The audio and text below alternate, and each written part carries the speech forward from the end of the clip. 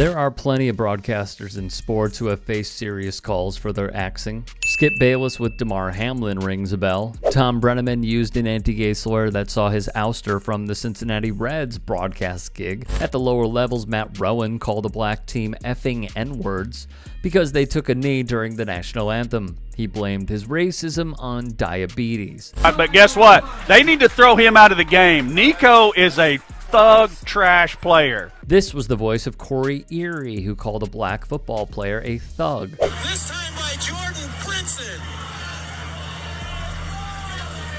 Who are these thugs?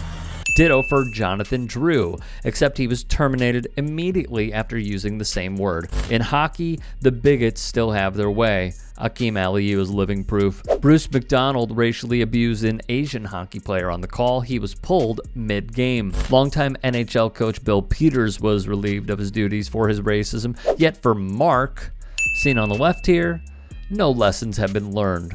Per Alberta report, Mark Frank is alleged to have used an anti-Semitic remark on the broadcast of an Alberta Junior Hockey League affair with his club, the Oilers, in their playoff game against the Brooks Bandits. Frank allegedly used the word Jude to make a point about a play transpiring on the ice. Let's be blunt about this. Jude down is rooted in the false stereotype that Jews are cheap or stingy. It's beyond insulting and plays into dangerous tropes. Per Forward.com, the Oxford English Dictionary, a Kyrie Irving favorite, defines it as follows: a verb, to drive a person down in price by haggling. To drive a price down by haggling. Offensive. The AJHL wrote in a statement, during the March 29th, 2023 game broadcast of the AJHL playoff game between the Oilers and Bandits, the color commentator for the Oilers made a discriminatory comment and as such has been permanently removed from the broadcast crew. The Oilers and Alberta Junior Hockey League apologize to all those who heard the comment and will not tolerate this type of behavior. The Eagle 100.9 also released a statement that read, the outlet is aware that a discriminatory statement was made by an Oilers employee during a live radio broadcast on Wednesday and heard on the Eagle 100.9. The Eagle apologizes for any hurt or harm the Oilers commentator may have caused. Frank previously served as head coach of the Calgary Royals. Since the incident, his picture has been removed from the Oilers' team website, plus all video was taken down. I think the one thing that has really bothered me through all of this is when we hear about whether it is an athlete or an artist or a politician use anti-Semitism, they play it down. Or it's branded as casual anti-Semitism. As someone with a Jewish background, this bothers me.